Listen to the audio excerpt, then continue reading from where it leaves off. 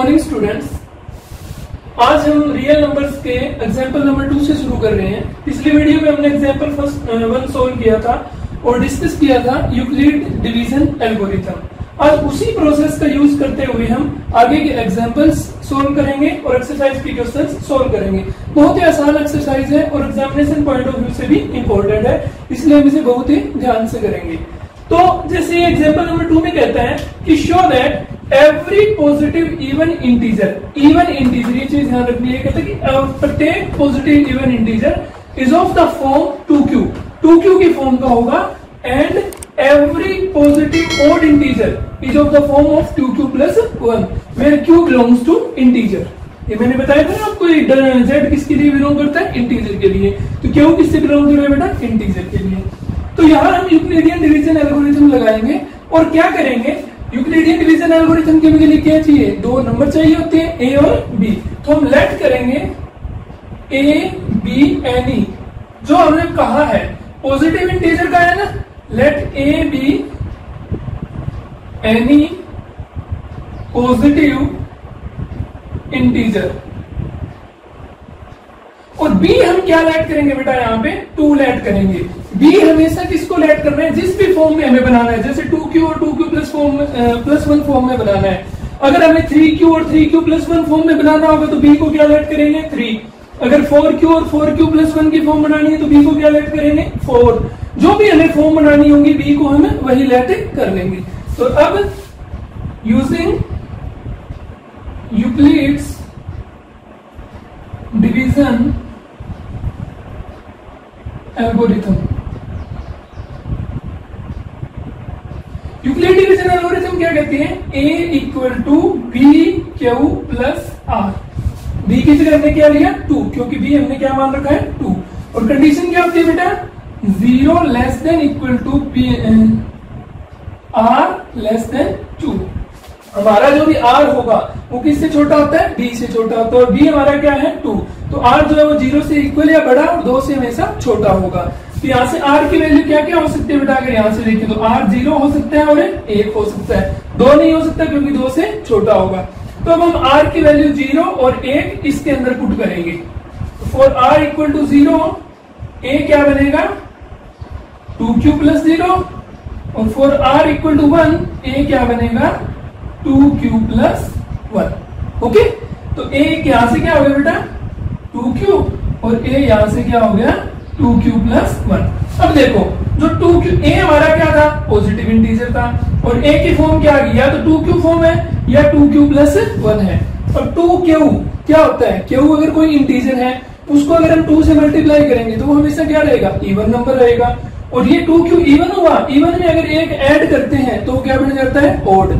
तो जो 2q है वो हमेशा क्या रहेगा? इवन पॉजिटिव इंटीजर, और 2q प्लस 1 हमेशा क्या रहेगा? Odd positive integer. वही हमें प्रूव करना था। तो हम लिख देते हैं from here a equal to q is positive even integer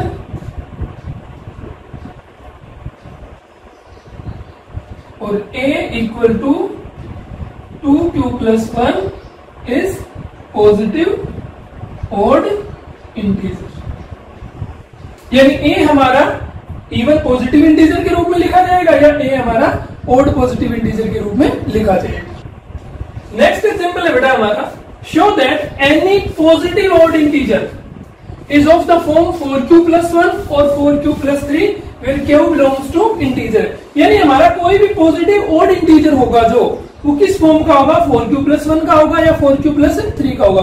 तो using same last example process हम क्या करेंगे? लेट करेंगे a b any, कौन सा इंटीजर जो बताया गया है पॉजिटिव ऑड इंटीजर। पिछले क्वेश्चन में इंटीजर पूछा गया था, कोई भी इंटीजर है वो या तो इवन होगा या ऑड होगा। यहाँ पे इसने क्लियर कट कहा है कि पॉजिटिव ऑड इंटीजर इस फॉर्म का होगा। तो हम क्या करेंगे? Let a be any positive odd integer. इन चीजों का ध्यान रखना है बेटा हमें। अगर यहाँ पे हम सिर्फ इंटीजर लेके चलेंगे तो वो गलत रहेगा, क्योंकि इसने ऑड इंटीजर का जिक्र किया है, इसलिए हम a को ऑड इंटीजर ही लेंगे। एंड लेट b को क्या लेट करेंगे? बताओ शाबाश।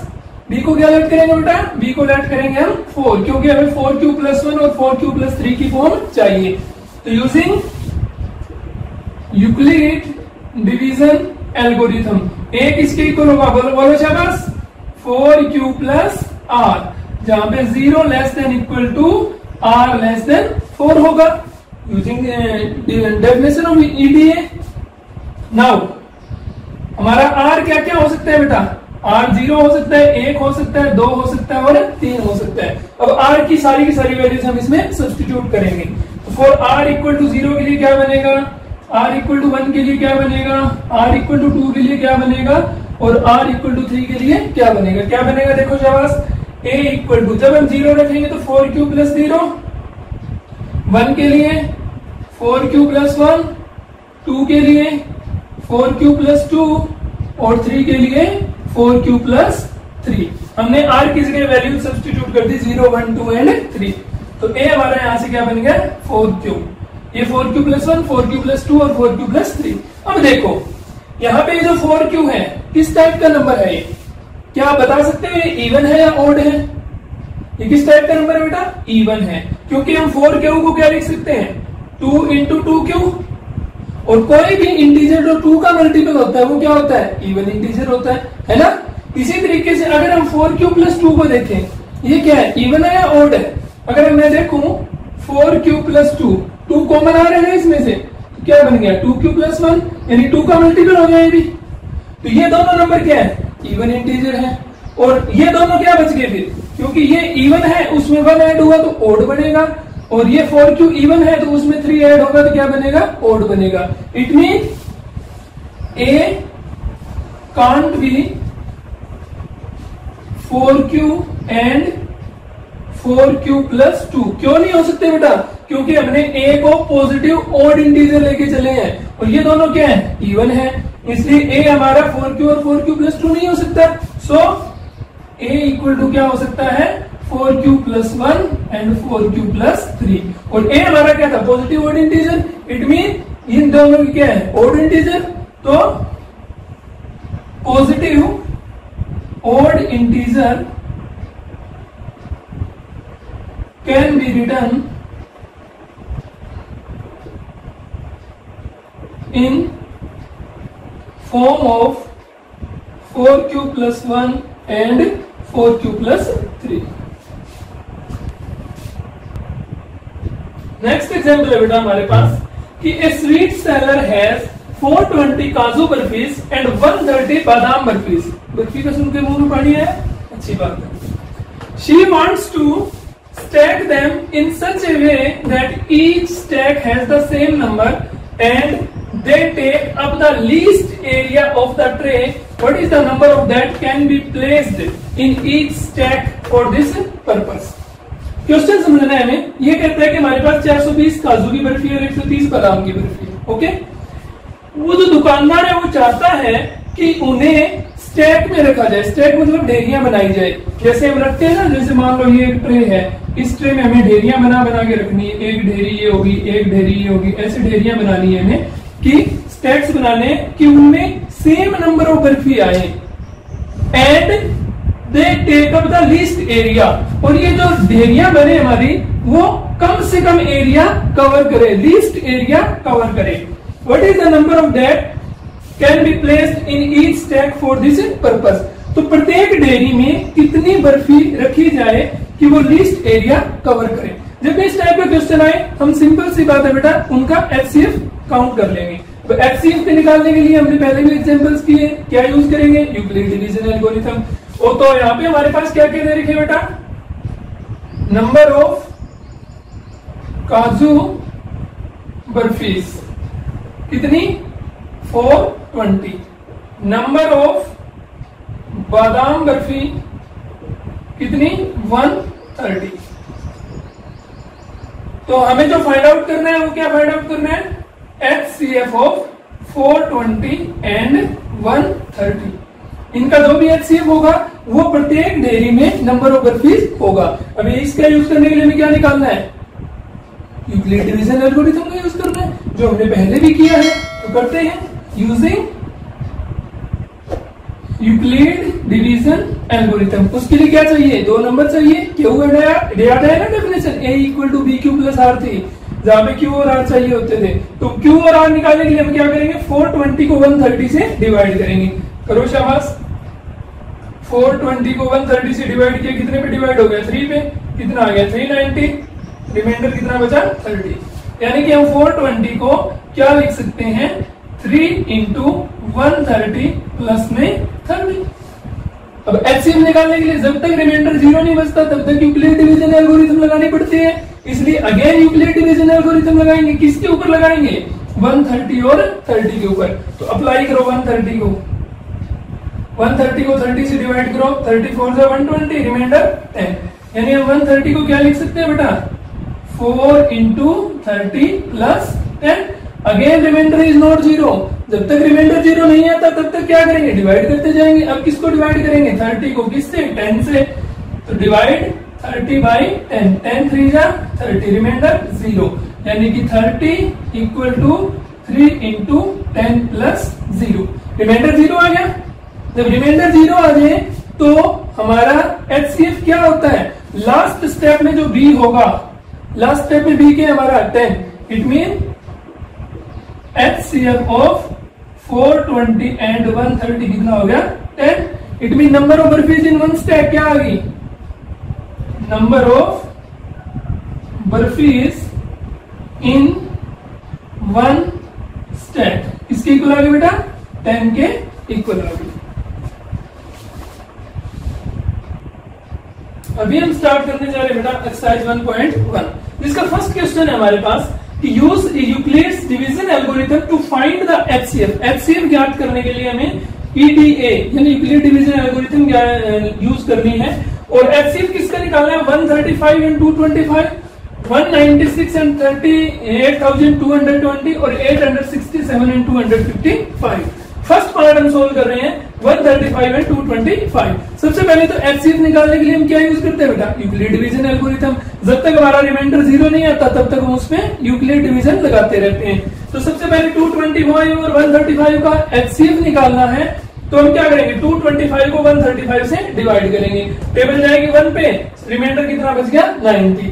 यानी 225 को क्या लिख सकते हैं, 135 इंटू 1 प्लस में 90। अब रिमाइंडर 0 नहीं आया, इट मीन अगेन ईडीए लगाना पड़ेगा किसके ऊपर, 130 और 90 के ऊपर। तो 130 और 90 के ऊपर लगाया, 135 को 90 से डिवाइड किया, 90 बन गया 90, रिमाइंडर कितना बच गया, 45। यानी कि 135 को हम क्या लिख सकते हैं, 1 इंटू 90 प्लस में 45। अगेन रिमाइंडर इज नॉट 0, तो अगेन ईडीए अप्लाई करो किसके ऊपर, 90 के ऊपर और 45 के ऊपर।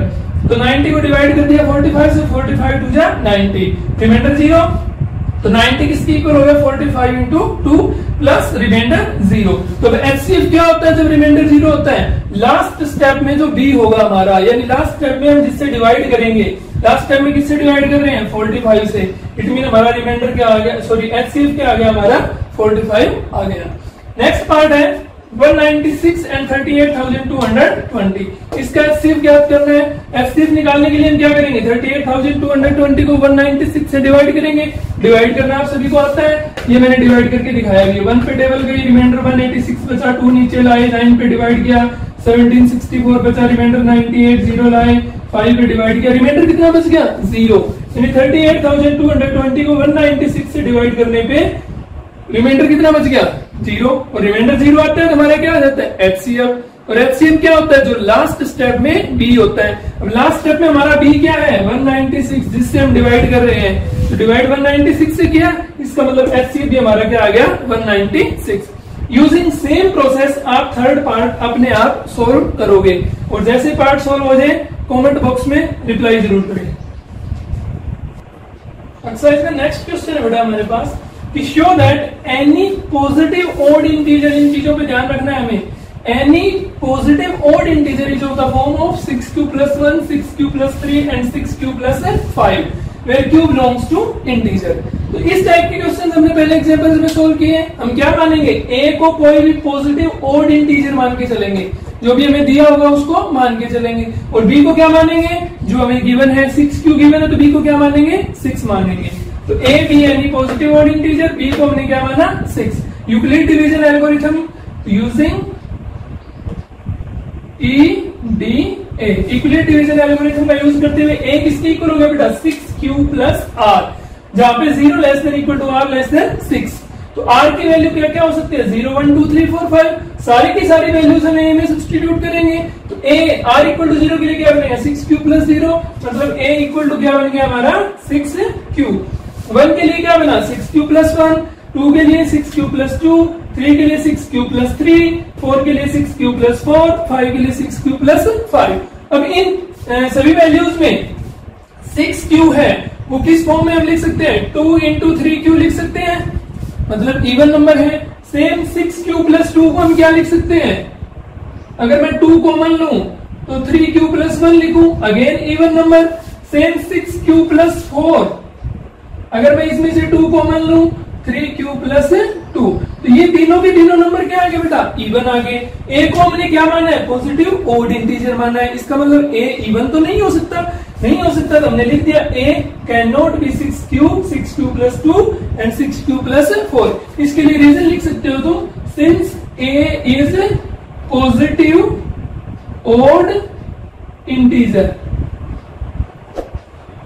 तो अगर a 6q plus 2 6q plus 4 नहीं हो सकता तो a हो क्या सकता है, फिर a हो सकता है 6q plus 1 6q plus 3 and 6q plus 5, मतलब a हमारा ओड नंबर में आ गया। तो एनी पॉजिटिव ओड इंटीजर किस फॉर्म के होंगे बेटा 6q plus 1 6q plus 3 and 6q plus 5। Next question है बेटा हमारे पास, an army contingent of 616 members is to march behind an army band of 32 members. जैसे आर्मी की परेड होती है ना, आगे आगे तो आर्मी का बैंड चलता है और पीछे पीछे आर्मी की टुकड़ी चलती है, तो वही कहती है कि आर्मी की टुकड़ी में 616 मेंबर्स हैं और आर्मी के बैंड में 32 मेंबर्स हैं। The two groups are to march in the same number of columns, उनको सेम नंबर ऑफ कॉलम्स में मार्च करना है। जैसे मान लो इस तरीके से बैंड जा रहे हैं, इस तरीके से पीछे टुकड़ी आ रही है, तो ये जो नंबर ऑफ कॉलम्स है ना, जैसे ऐसे होंगे फर्स्ट रो में बंदे खड़े हैं, सेकंड में खड़े हैं, ये जो नंबर ऑफ कॉलम्स है हमारे, इसी तरीके से इसमें नंबर ऑफ जो कॉलम्स है वो दोनों में सेम होने चाहिए, जितने बैंड में होंगे उतने ही उसमें होने चाहिए। तो हमें बताना है कि what is the maximum number of columns, maximum number of column क्या हो सकता है इन विच दे कैन मार्च, तो जिसमें वो मार्च कर सकते हैं। तो इस टाइप का हमने बर्फी वाला एग्जाम्पल भी किया था। तो इस टाइप के क्वेश्चन में हमें क्या फाइंड आउट करना है बेटा, हमें HCF फाइंड आउट करना है। तो हम HCF फाइंड आउट करेंगे 616 एंड 32 का। क्या अप्लाई करेंगे HCF निकालने के लिए, Euclid division algorithm. Euclid division algorithm तुम्हें यूज करनी आती है। 616 को 32 से डिवाइड कर दो, 616 को 32 से डिवाइड किया 19 पे गया तो हमारे पास रिमाइंडर बच गया 8।